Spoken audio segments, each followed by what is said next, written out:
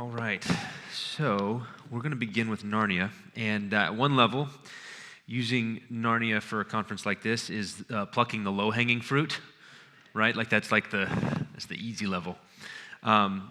Lewis clearly intends these books to enrich us, to enlarge us, to feed us, and because of that, Narnia provides a good entryway into the larger question of fiction and stories. And for my own part, Narnia has shaped my moral imagination immensely. I'm a better husband, a better father, a better pastor, a better friend, better human being because I've spent time there.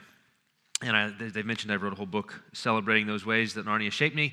And so we're going to dive in and look at some of those ways. But before we do, I want to begin this way. So Lewis talks about how Narnia happened in a similar way to the way that Tolkien described fantasy, imagination, and art we talked about last night. So Lewis said it all began with images, a fawn with an umbrella, with a lamppost in a snowy wood, and then Aslan came bounding into the stories later. So it all began with images, and then he said, let's see if we can make a story about it, right? So there's the image. Let's see if we can build a world in which a fawn with an umbrella and a snowy wood with a lamppost makes sense. And lo and behold, you can do it. But that way of talking about images, and then he would talk about so there's this image making that happens, and then the man in him went to work, took that image, and then tried to put pen to paper and come up with the story. And what's interesting about his way of describing it, and about Tolkien's way, is that the same picture of human creativity shows up in Shakespeare in the mouth of Theseus in Midsummer Night's Dream. But there, it's pejorative. Theseus is dismissing poetry with these words. This is after the lovers in the Midsummer Night's Dream have had their crazy experience in the wood, and they've been found by Theseus and Hippolyta, and they're talking about, boy, that was really weird what these guys said that happened to them last night. And Theseus says, more strange than true. I never could believe these antique fables, nor these fairy toys.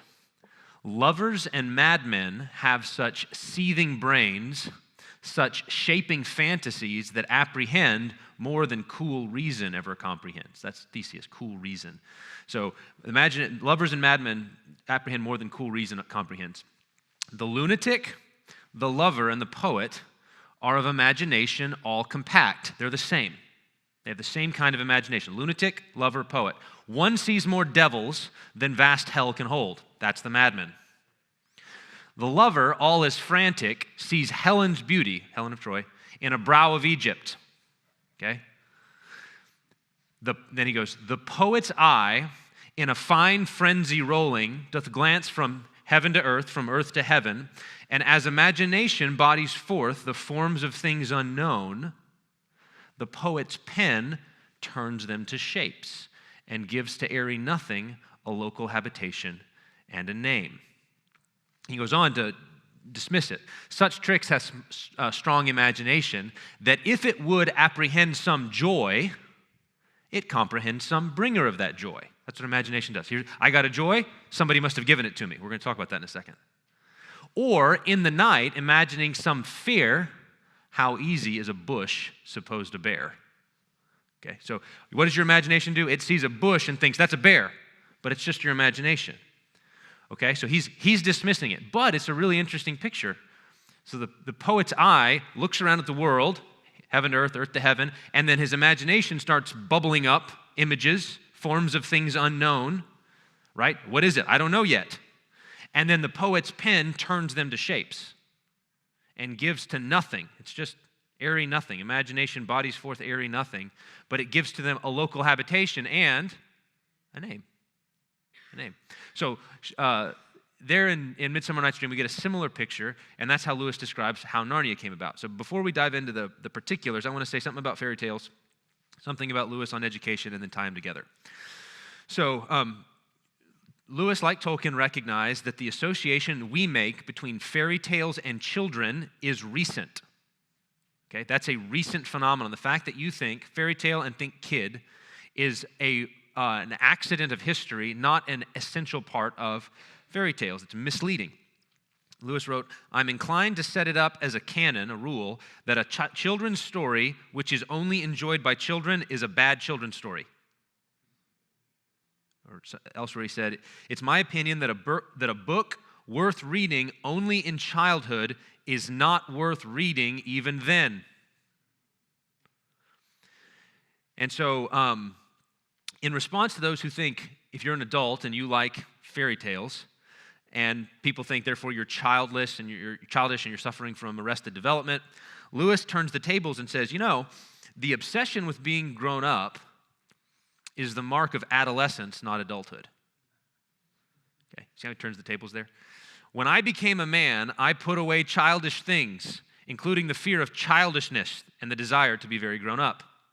It's one of the childish things we're put away. We're told, you remember, people often misunderstand Susan in the Narnia stories because they think, Lewis was just anti-woman because Susan doesn't get to go into true Narnia because she's obsessed with nylons and lipsticks and boys and stuff like that. But it's not mainly about the feminine that's the issue. It's that she's obsessed with being grown up.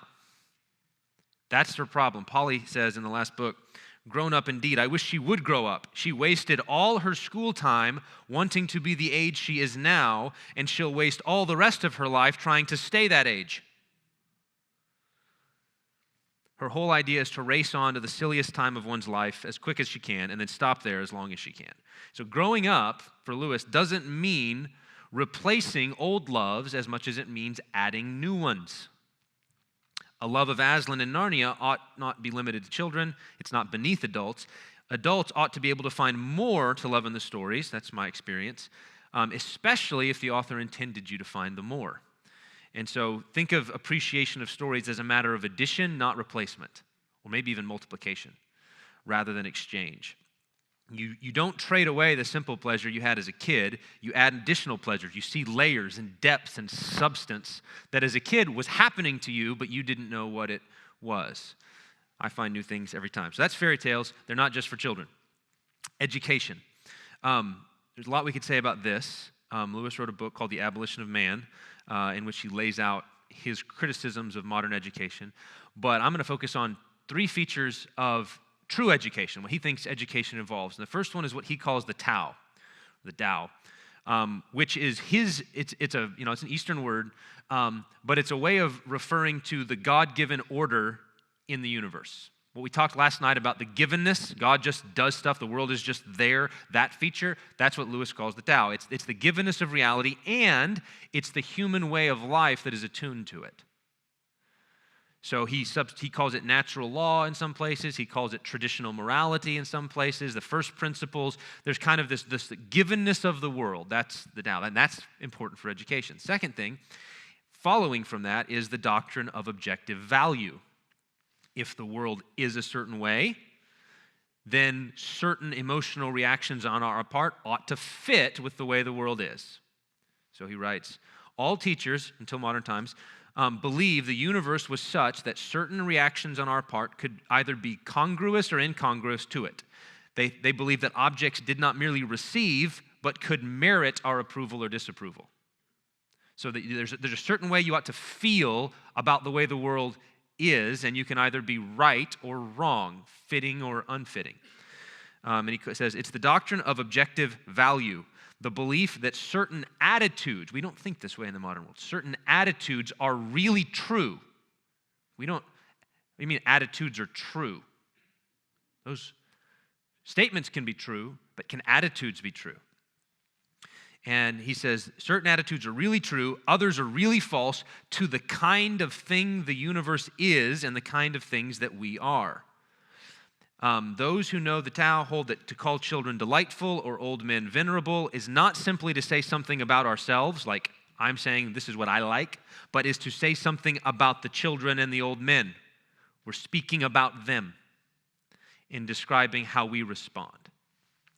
And then the final piece is the principle of proportionate regard. It follows right from that, which means you ought to render to things their due esteem. You ought to value things according to their value.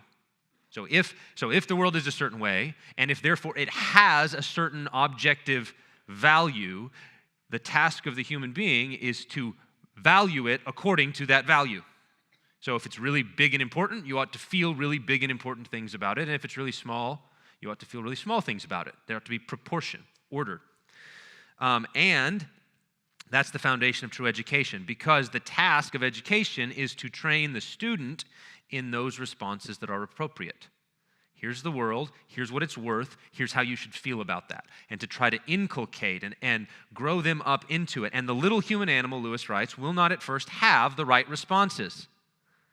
It must be trained to feel pleasure and liking, disgust and hatred at those things which are really pleasant, likable, disgusting, and hateful. And now we see how fairy stories fits in, okay? Because if that's what fairy stories are, they're not just for kids, but they're for adults. And if that's how the world is and how education works, here's Lewis on fairy stories. I thought I saw how stories of this kind could steal past a certain inhibition which paralyzed much of my own religion since childhood. Why did one find it so hard to feel as one was told one ought to feel about God? So that's education, right? You ought to feel a certain way about God. And he said, it was hard as a kid. I didn't feel what I ought to feel about the sufferings of Christ. And I thought the chief reason was that one was told that you ought to. Obligation can freeze feelings. You experience this, right? If the direct approach, this is God, and this is how you ought to feel about him. This is what Jesus did for you. This is how you ought to feel about it. And that made it feel like I can't feel it because the obligation froze him.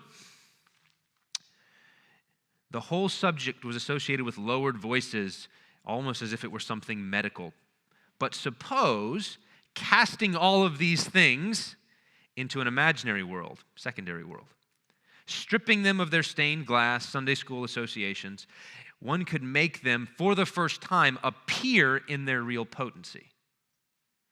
Could one not thus steal past the watchful dragons? I thought one could.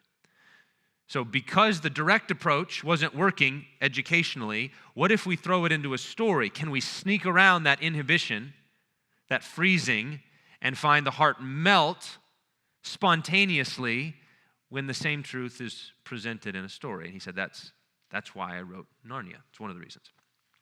Okay, which means that you can't short-circuit the story, okay? So when I gave these to my kids, we didn't talk about any of the Christian stuff in the books for years, okay? My boys started reading them when they were 4. My oldest is now 8. I think it was probably when he was 7 that we finally started having a conversation about the Christian stuff. And the reason was I wanted him to see. I didn't want to go direct. I didn't want to rub it in his face, right? That would have been to freeze the feelings. Instead, I wanted soak in the story. Let the emotion spontaneously erupt in response, and then later look back and say, oh, that's like that. So we need to trek the Narnian countryside, swim the Narnian seas, breathe Narnian air, in order to grow up into what it means to know God. All right, so now with that in mind, let's turn to some concrete examples, okay? I've got a bunch. I'm going to try to fly through some of them. These are pointers, and then others we'll dwell on. The first one just is some quick pointers. So the White Witch in Joy. It's really significant that in that book, she has, there's 3 places where she's oriented to food. You ever notice this? So the first time we meet her, she gives Edmund Turkish Delight, which is this kind of poison magic food, which he would keep on eating and eating and eating until he died if he had enough of it, right? So it's poison magic food. Later, when he shows up at her house, all he gets is bread and water. Okay? Moldy bread, stagnant water. And so on the one hand, here's magic food that will kill you, that will stoke your appetite, and you will eat and eat and eat and die. On the other, so that's sinful, that's indulgence, okay? Sinful indulgence. On the other hand, when she comes across the little party in the woods that's eating plum pudding with the fox and the squirrels and everything else, she flies into a rage and she says, what is the meaning of all of this gluttony? This waste, this self-indulgence. And now notice what Lewis has just done there. He could have given you a really precise, direct definition of evil. He's a philosopher, he could do that. Or he could show you the White Witch giving sinful indulgence and then forbidding sinful indulgence, or feasting and calling it sinful indulgence. So what has he shown? He's shown that underneath sinful indulgence and gluttony on the one hand, and underneath sinful asceticism on the other hand, is the same basic demonic evil, right? The kind of evil that Paul talks about that says the teaching of demons is those who forbid marriage and foods that have been given by God to be received with thanksgiving. That's what demons do. They don't want you to enjoy things the way God gave them. Gorging on Turkish delight, rejecting the goodness of happy feats, all spring from the same dirty source. And he just showed it to you. And he didn't tell you, he just showed you so that you begin to associate rejection of happy feasts and gluttony with the same evil. They come from the same source. It's a real subtle way to do it. Another one. I spoke about this yesterday at one of the schools here. Shasta had not yet learned, I use this all the time with students. Shasta had not yet learned that if you do one good deed, your reward usually is to be set to do another and a harder and a better one.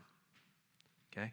You do one good thing, and you think, all right, good, now I get to rest. And the very next thing that happens is you get a harder thing to do. That's life. That's the way life works. And it feels unfair. I just did something good. Why did I get this harder thing? Because that's the way God made the world. And Shasta had to learn the lesson just like we do. Or Trumpkin. Here's another pointer. I use this one all the time as a little proverb. It's a little picture and a statement that then gets applied in all kinds of situations. So you remember in the story, Prince Caspian, Trumpkin doesn't believe in the old magic. He thinks it's all eggs and moonshine. It's bilge and beanstalks. It's all hooey.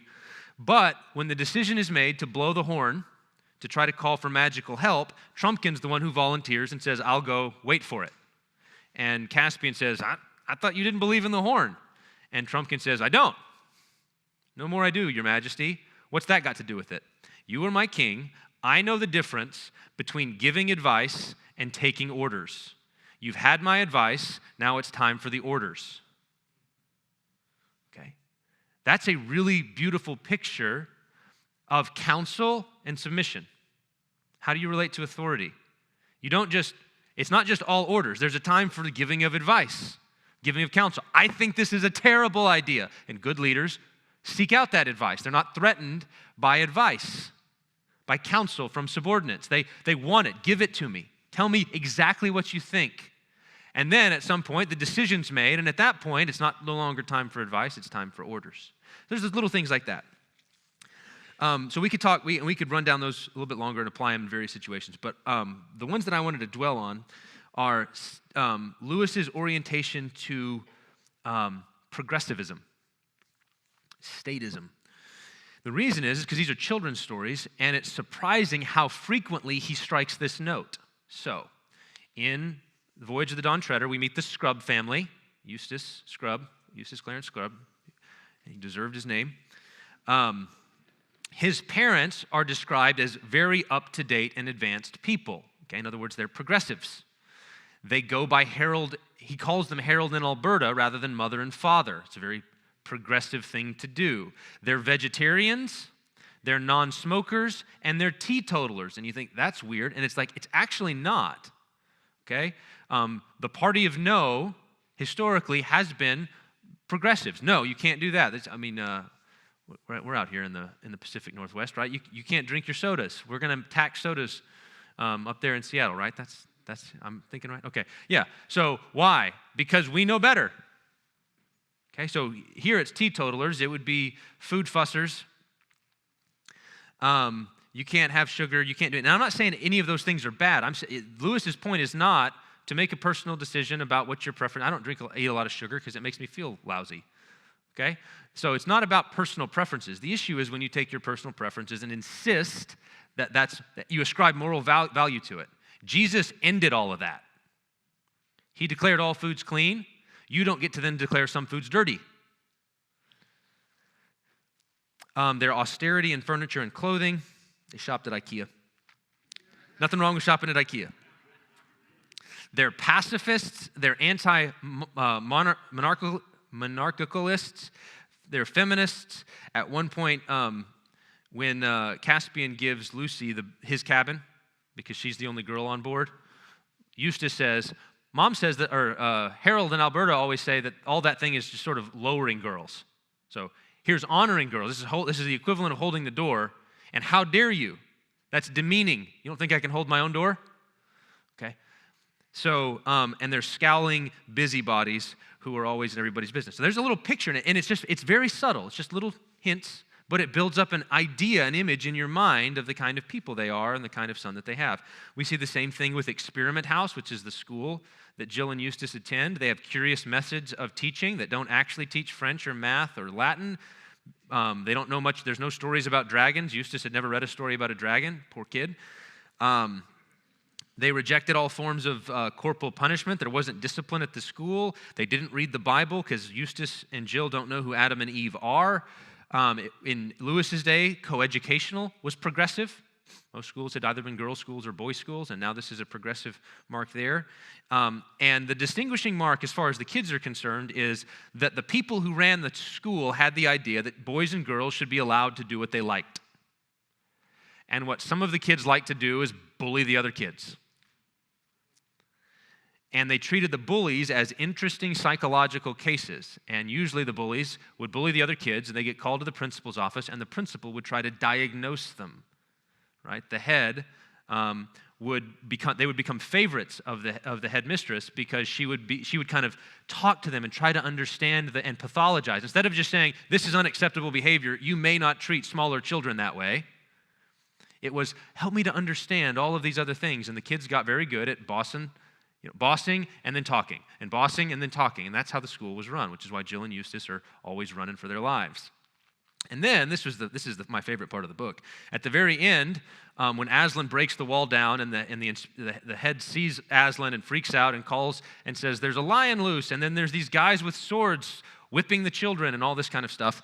The head calls the police show up, Aslan's repaired the wall, there are no soldiers anywhere around, and they think she's lost her mind. So what did they do? They promoted her to superintendent so that she could go mess with other headmistresses, and eventually she ran for parliament and lived happily ever after. Okay? Like, that's meant to teach us something. And then the final one is Gumpus in Don Treader, the governor of the Lone Islands? Lone Islands. He's a chicken-hearted man who's always muddling and messing about with accounts and forms and rules and regulations. He's a bureaucrat. When Caspian shows up, he's like, you have to make an appointment for the second Tuesday of every month from 1 to 2. That's when I hold court. Commissions of inquiry, all this kind of stuff. He justifies the slave trade as an unavoidable economic necessity. Okay? Which is not far from the way the slave trade was justified by people who ought to have known better, and by the way that other evils are justified in our own day, whether we're talking about prostitution or whether we're talking about abortion. They're unavoidable necessities, essential to the economic development of the islands. That's a phrase from the book. Duly supported by graphs and statistics to justify the evil. When Caspian says, nope, slave trade's done, frees the slave, Gumpus says, he objects in the name of progress and development. You're setting progress back. He's the Narnian demonstration of what Lewis says in Screwtape when he's explaining why did he present the devils as these bureaucrats. He says, I like bats much better than bureaucrats. I live in the managerial age in a world of admin. The greatest evil today is not now done in the dens of crime that Dickens loved to paint. It's not even done in concentration camps and labor camps. Thinking Nazis and communists. In those concentration camps and labor camps, we see its final result. But evil today is conceived and ordered, moved, seconded, carried, and minuted in clean, carpeted, warmed, and well-lighted offices by quiet men with white collars and cut fingernails and smooth-shaven cheeks who do not need to raise their voice. Hence, naturally enough, my symbol for hell is something like a bureaucracy of a police state or the offices of a thoroughly nasty business concern.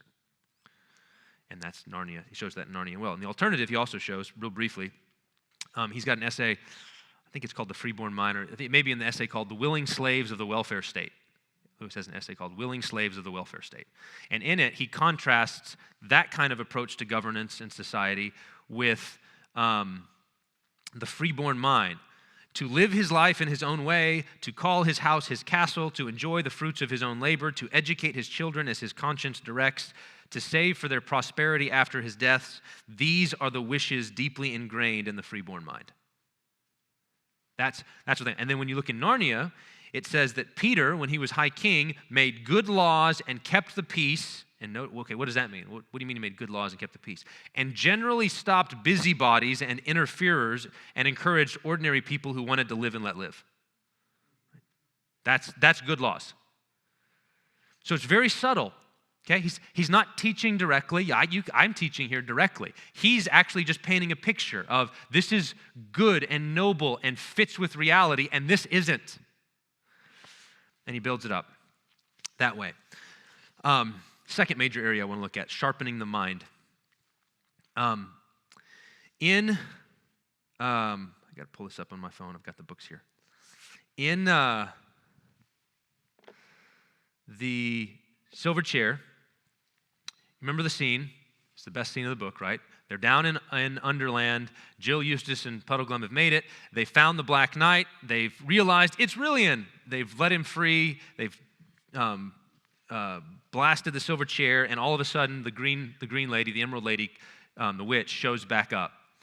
And then Rillian says, it looks like you were mistaken. That you said the chair was helping me. It seems like it was actually not. So we're going to go. We're going to go back to Narnia. I'm the Prince of Narnia, and we're heading back up. The witch doesn't miss a beat, walks over, grabs some green powder off of the mantle, throws it in the fire, and a sweet, drowsy smell starts to fill the room. Then she walks over to her instrument, and she starts to play the harp. And then she starts to ask some questions. And the whole point is that while the conversation is going on, Lewis says that the smell and the music made it hard to think. And the longer it went on, the less you noticed it. So the longer that she played and the longer that it smelled, it kind of got into your brain and you didn't notice it. It just became part of the air that you're breathing, okay? This can be important. And then once the smell and the strumming have begun to work, she begins to question the group. And she says, Narnia, what's that? It's a country up there. And she says, is there a country on my roof?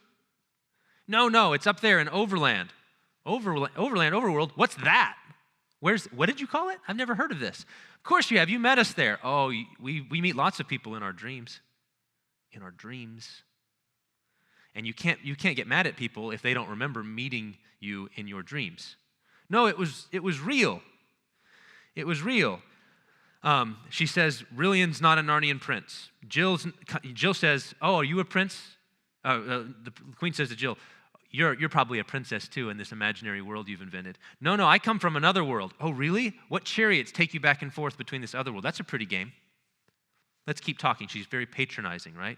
She's treating them like children. And Rillian and the children begin to succumb to the enchantment. And Puddleglum fights hard and then finally gets to the point. He says, I don't know what you guys are all talking about, but I've seen the sky full of stars. I've seen the sun coming up out of the sea of a morning and sinking behind the mountains at night, and I've seen him up in the midday sky when I couldn't look at him for brightness. And everybody else kind of snaps out of it for a second and says, yeah, us too. She starts to play a little bit more, and she says, sun? That's a funny word. What does the word sun mean? Do you mean anything by it? And Rillian tries to explain, and he says, you see that lamp? Yeah, I see the lamp. Okay, so the sun is kind of like a big lamp, but it hangs in the sky. Hangs in the sky. Hangs from what? I don't know. See, here's what happened. You just saw the lamp, and you just made a bigger and better lamp and stuck it in the sky, whatever that is. But you just borrowed. You just borrowed from the real world and invented an imaginary thing called the sun. Your sun is a dream. There's nothing in that dream that was not copied from the lamp. The lamp is the real thing. The sun is but a tale, a children's story. And the smell and the magic and the strumming and the words all convince them that the sun is a figment of their imagination. And then Jill struggles hard and then finally says, there's Aslan. And the witch says, ooh, what's that mean? He's the great lion. What's a lion? Oh, come on, Eustace is Eustace. Haven't you ever seen a cat? Oh, yes, I love cats. I love cats. Okay, well, a lion is kind of like a big cat with a mane, but it's not like a horse's mane. It's more like a judge's wig, and it's really strong. And she says, we're not going to do any better here than you did with the sun. You have seen lamps, and so you imagined a bigger and better lamp and called it the sun. You've seen cats, and now you want a bigger and better cat, and it's to be called a lion. That's pretty make-believe, but it would suit you better if you were younger. You're a little bit old to be doing make-believe, kids. And look how you can put nothing into your make-believe without copying it from the real world, this world of mine, which is the only world. And so then she rebukes all of them and says, let's all take a nap and wake up wiser in the morning. And now here's what's really interesting about this to me. What this is, what she just did, basically what Lewis has done is he has put Sigmund Freud and Ludwig Feuerbach in a children's story. And I say, if you're going to write a children's story, why not take a shot at Sigmund Freud and Ludwig Feuerbach, right? The reason they're significant is because they're the pioneers of what's called the psychogenetic method. And here's how it works. You've all encountered it at some level, I'm sure. First, identify the human needs met by God. What practical needs are met in the human heart by the existence or the proposal of God? Then you can explain the origin of that belief in terms of those needs. And then by doing so, you undermine the belief and the validity of that belief, and you cause its power to dissipate. So if belief in God can be explained in terms of primitive psychological and social needs, or today it would be biological and genetic needs, if you can explain belief in God that way, then the task of the psychogenetic method is to try to meet the need in some other way so that you can get rid of God. Okay? That's how it works. So Feuerbach and Freud said, God is simply a projection of our immature need for a father. At some point in our lives, way back when, our ancestors, they had fathers, and their fathers were big and strong and powerful, and they took care of them. And then you grew up and you realized dad is not as all-powerful as you thought when you were 5, and this is disorienting for you, and you get scared. And so what you do is you project father into the sky. And you make a sky father who, like your dad when you were a child, takes care of you and watches over you and is looking out for you and will punish you if you do bad and rewards you if you do good. And we call that sky father God. So it's just projection. Now notice the similarity, right? This is how the Freudians and the psychogeneticists explain belief in God. It's meeting a deep psychological need, but it's borrowing from the real world, the only world. You have an earthly father, you project him into the sky, and you believe in God. And so the real task then is to identify that need and say, you know what? It's time for you to stand up on your own 2 feet. You don't need a father. We can cast off the shackles of religion, and we can come into our maturity. We don't have to be children. That's the task. And then so that's all there in Narnia. How does Puddleglum resist it? So he does resist it. He goes on in the story, rouses himself, and first thing he does is he walks over and he puts his foot in the fire. Okay? And burnt marshwiggle does not smell as sweet as whatever she had thrown in there. Okay? And everybody kind of comes out and she stops playing. You know, what are you doing, mud filth? And and part of this is, Lewis says, pain is a really good way to dissolve certain kind of enchantments. Okay? Pain is a good way to dissolve. It has an arresting effect, right? Things that you begun to feel drowsy and cloudy, and it just felt like the fabric of the air, and then pain shatters it. God whispers in our pleasures. He shouts in our pains. It's his megaphone to rouse a drowsy world. That's Lewis in Problem of Pain. Then he makes an argument. Puddleglum says, pull it up. Puddleglum says,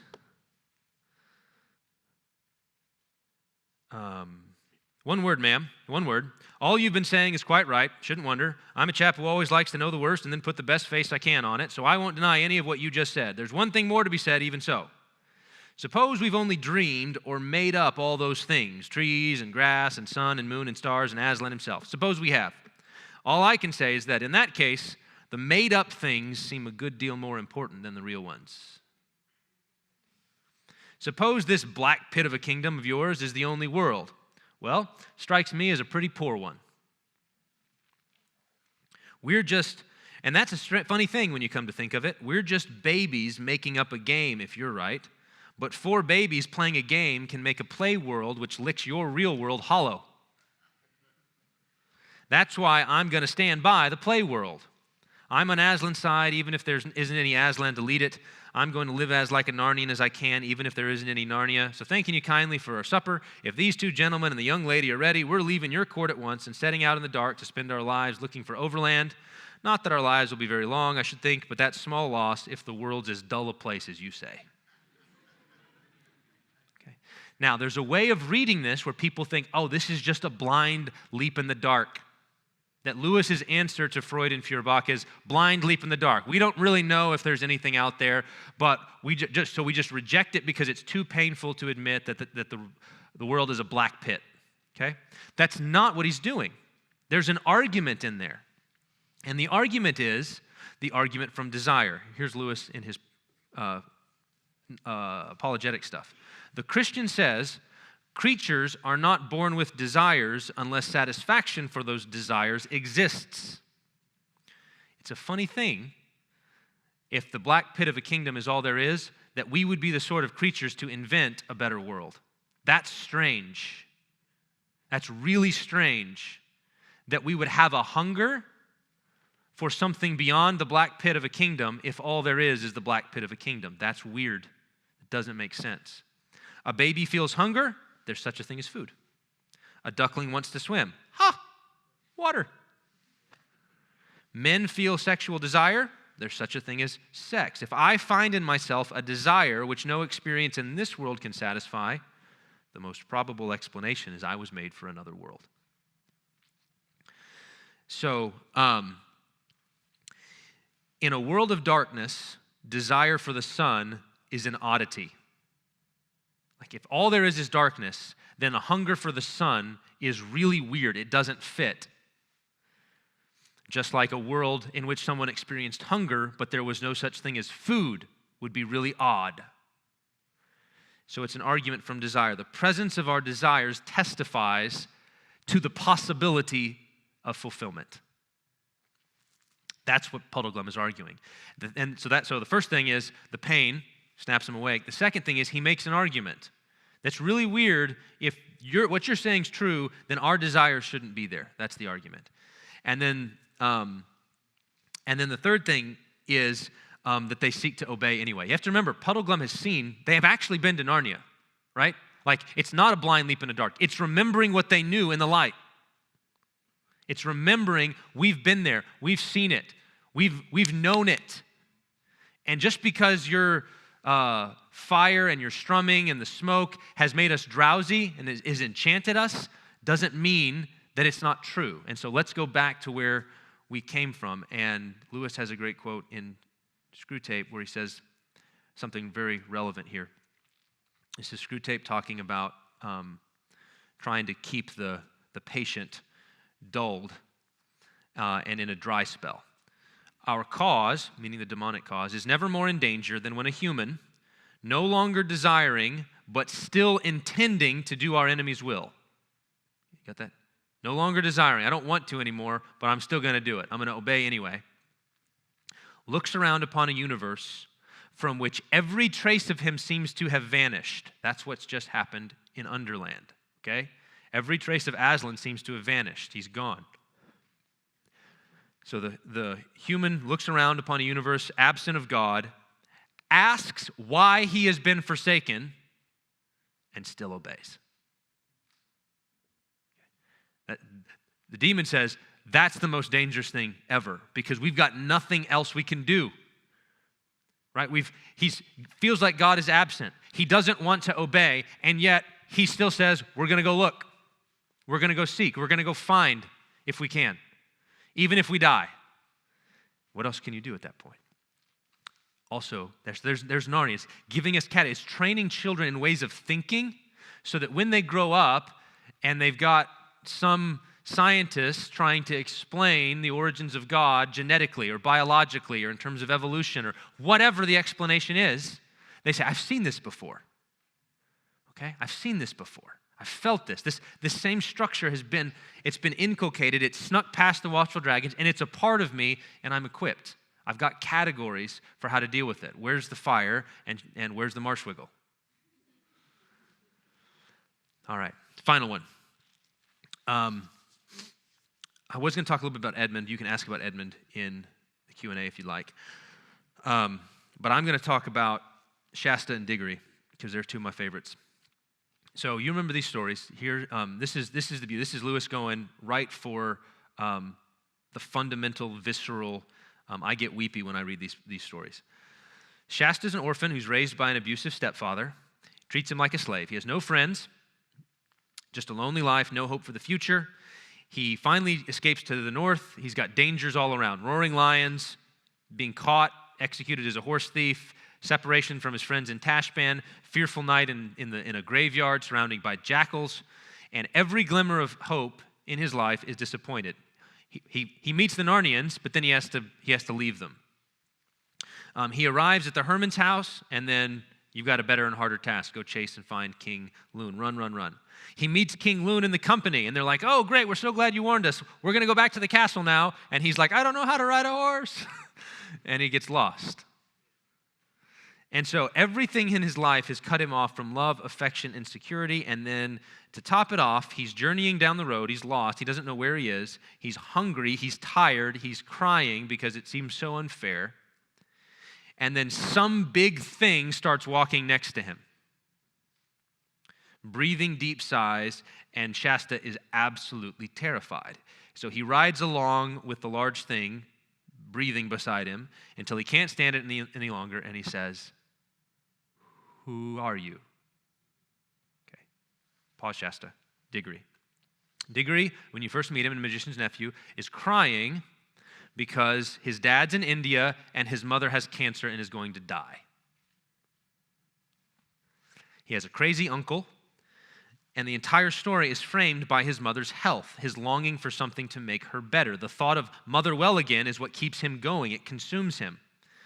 When he hears that Narnia might be the land of youth, and he'd overheard a doctor talking about only a fruit from the land of youth in kind of a whimsical doctor, way, he took it seriously. He's like, this might be the land of youth. Oh man, there might be something here that could make mother well. And so he goes to Aslan, he says, do you have something that can help my mother? And then at that same moment, he finds out he's to blame for allowing the witch to enter Narnia. And he goes, they're not going to help me. No way, right? His heart sinks.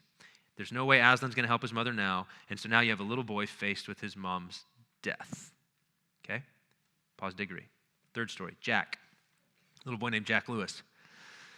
9 years old, he's lying in bed with a toothache, wanting his mom to come see him, and she doesn't. And his father then comes in and tries to explain to him that his mom has cancer and is likely going to die.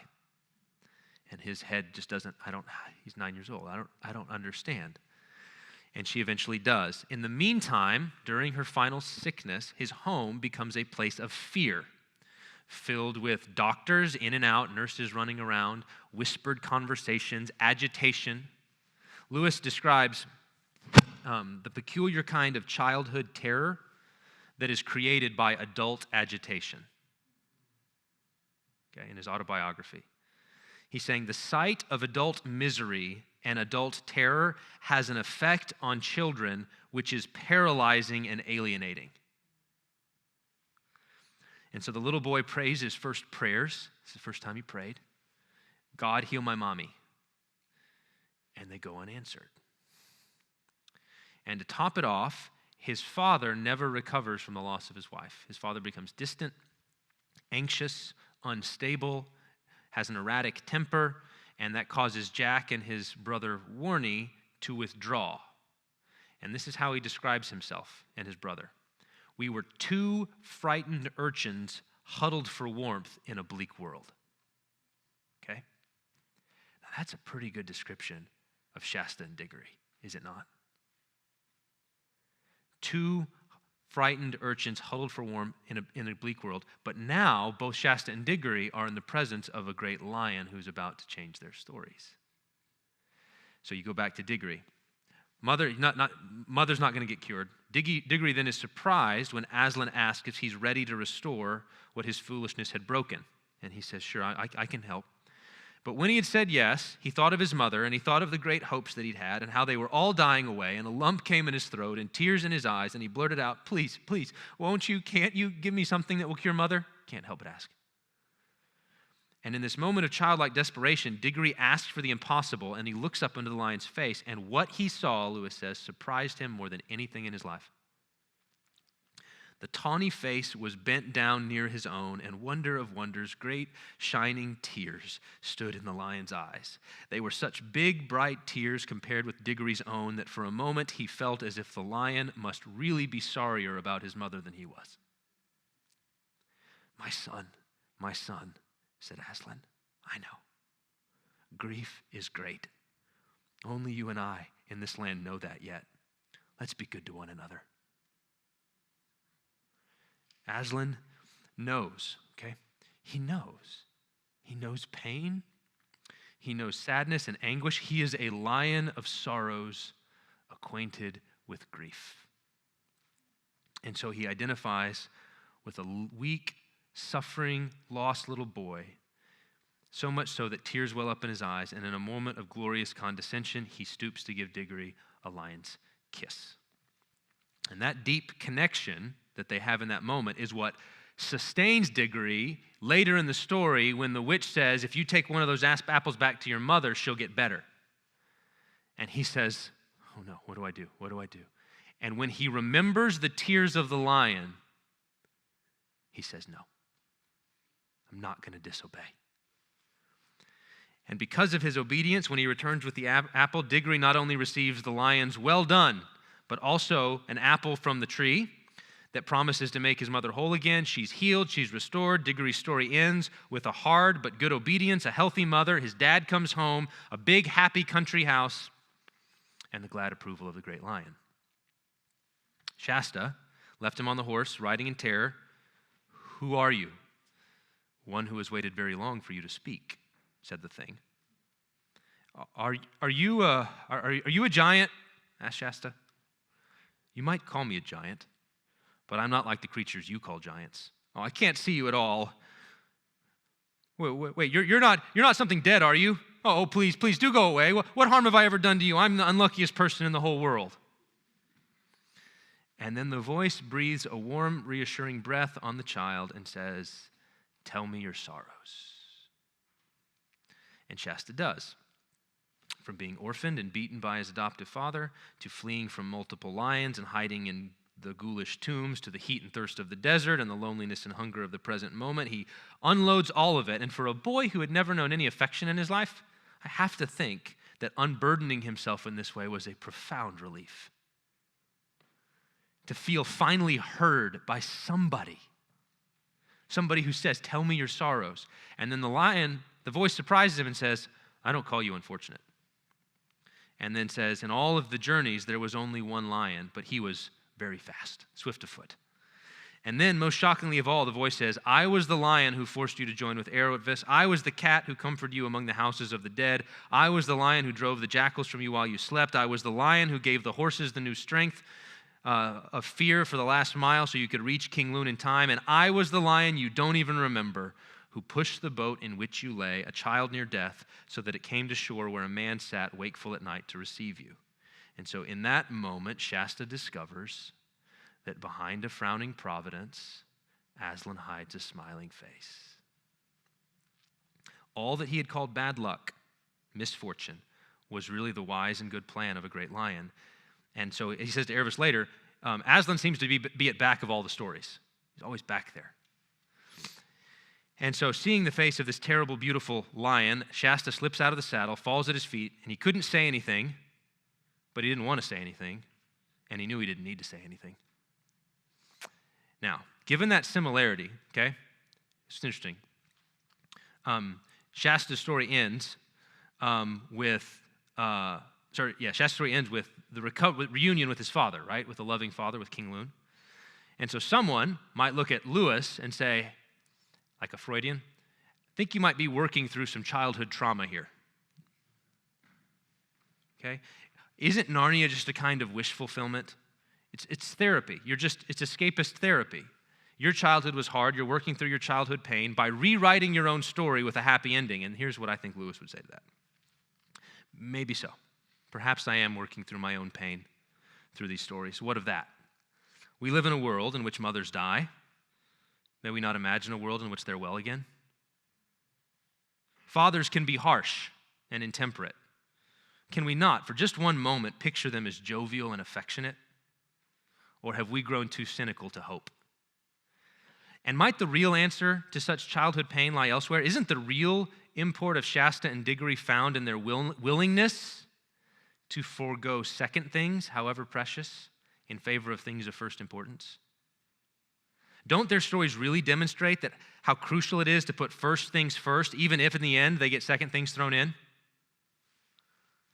Indeed, might the real comfort, the deep comfort, come not from the restoration of a mother's health, nor the recovery of a happy father, but in the shining tears and smiling face of the high king above all kings.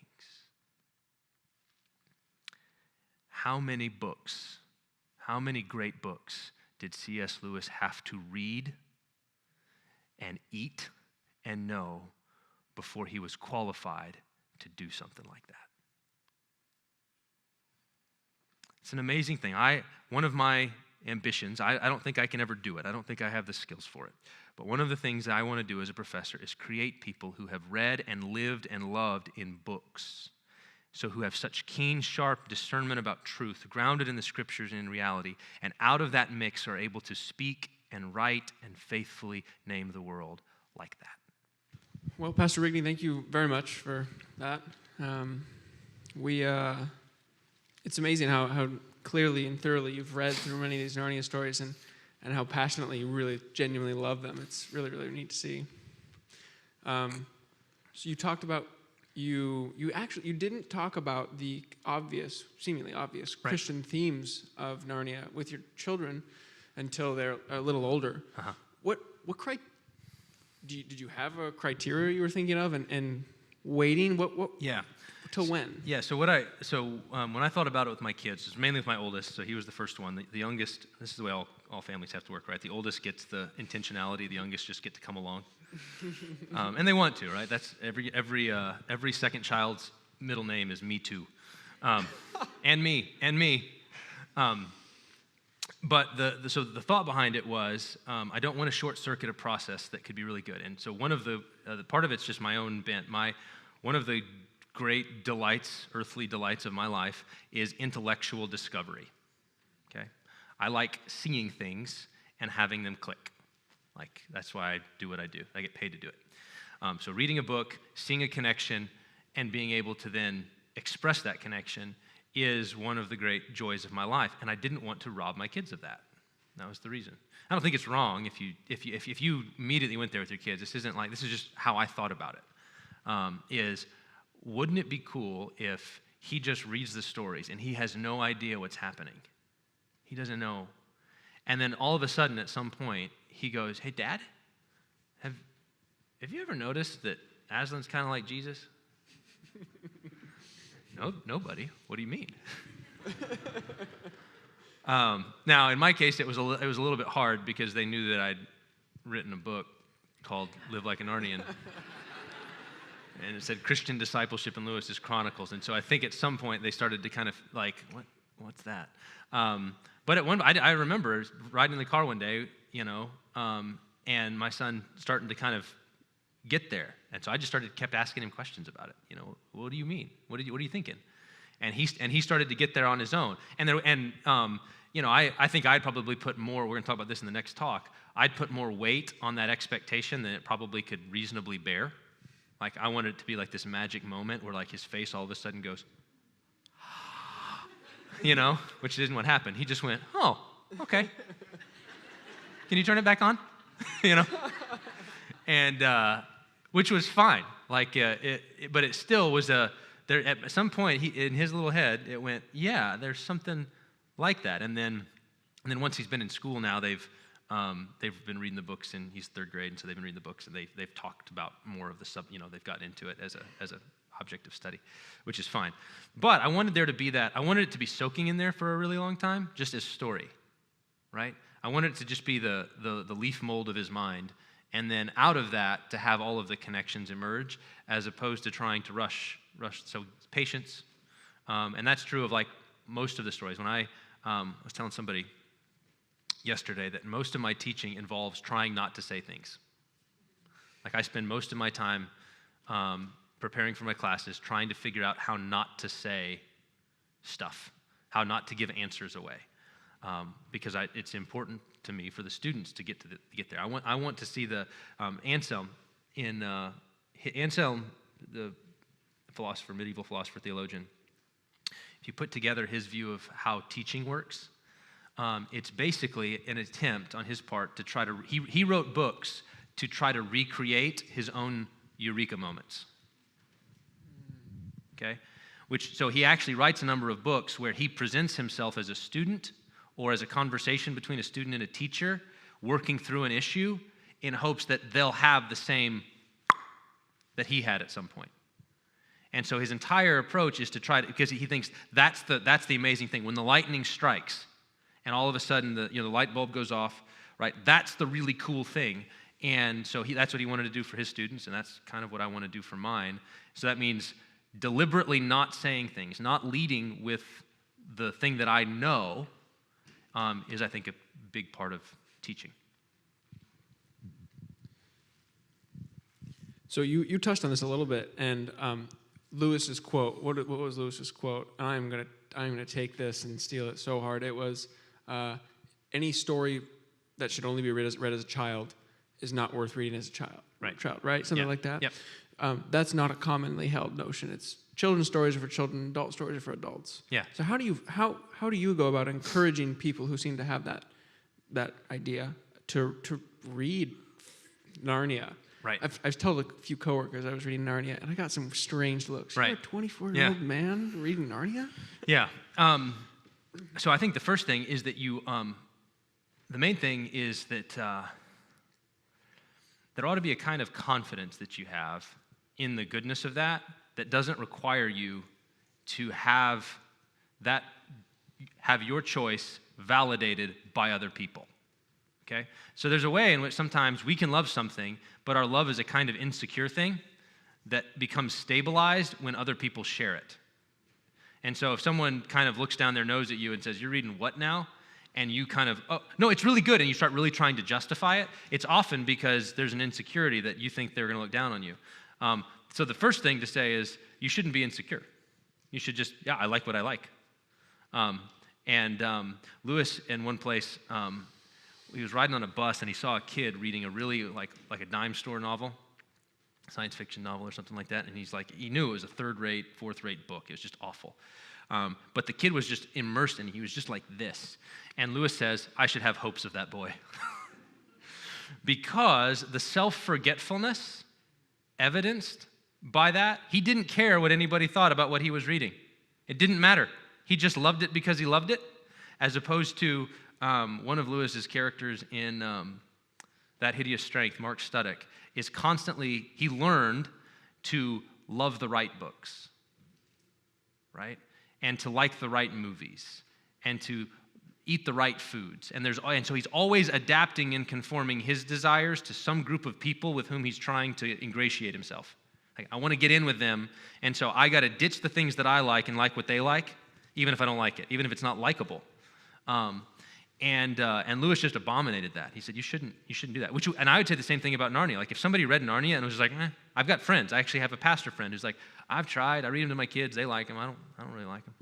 And I'm just like, okay, that's great. That's okay. Like, you don't have to like all the things that I like.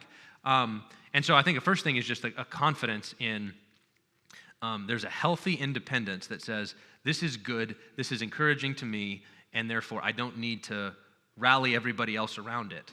And that kind of thing actually is what usually rallies people around it. It's weird how that works.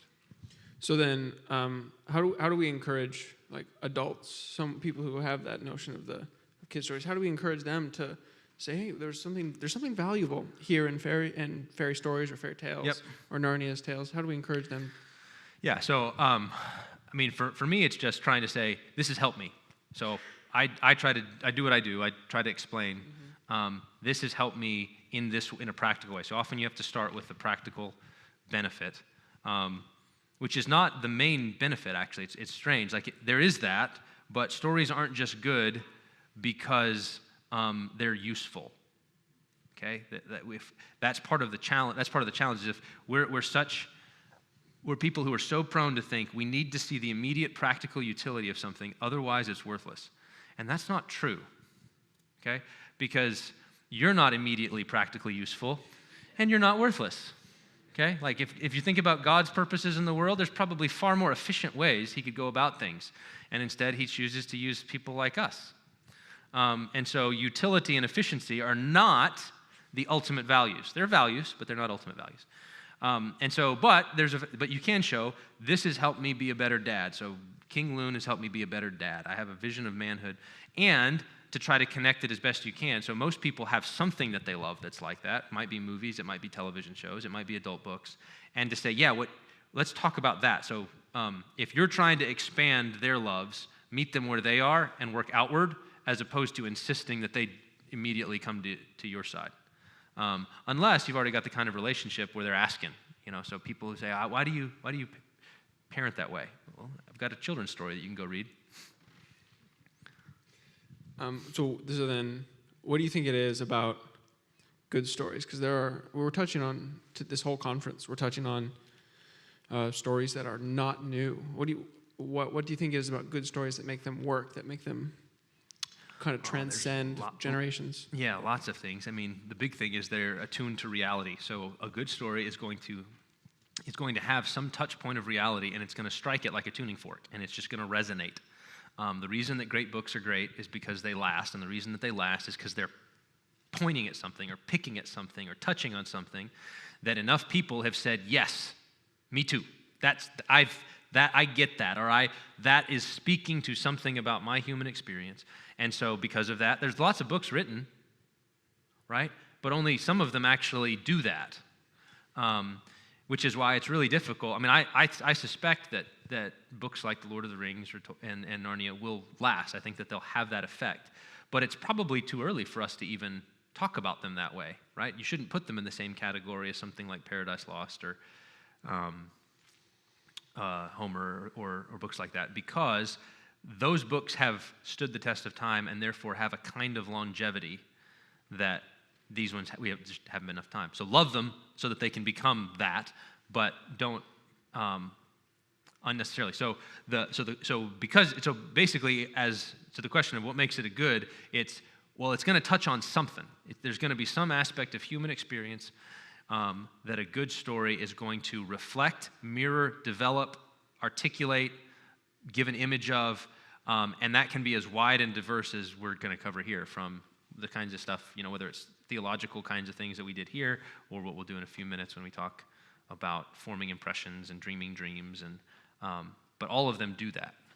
Tying it into a little bit of the theme of plundering the Egyptians, which you talked about last night, would you say there's a sort of, in that book, there is a considerable piece of gold, using that title. There's gold in these stories that anyone can grasp it.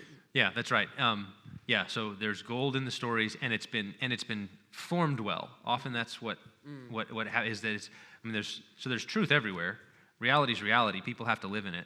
But certain people have an unusual capacity to form words and create images to make it shine, to let reality appear in its true potency. And that sort of person writes books, and then we read them and we go, yes. This question's really brief. Okay. Edmund? Oh, good. Here's the main thing about Edmund. It's just one of these other little commonplaces that kind of works its way into the back of my head and sits there. And it's the statement, we are always sowing seeds of our future selves. You're always sowing seeds of your future selves. And everybody thinks that they want, like every kid is like, I wish I could go to Narnia. I love doing that with my kids. He was like, Dad, can we go to England? And I was like, why do you want to go to England? He said, that's where Narnia is, right? Like there's a wardrobe somewhere. Like, is it still there? Like, can we find that house? And for like a year and a half, I told him, maybe so. Like, when they ask me stuff like that, I'm like, it's possible. I don't know. Do you know? You don't know. My kids asked if the moon was made of cheese. I don't know. I've never been there.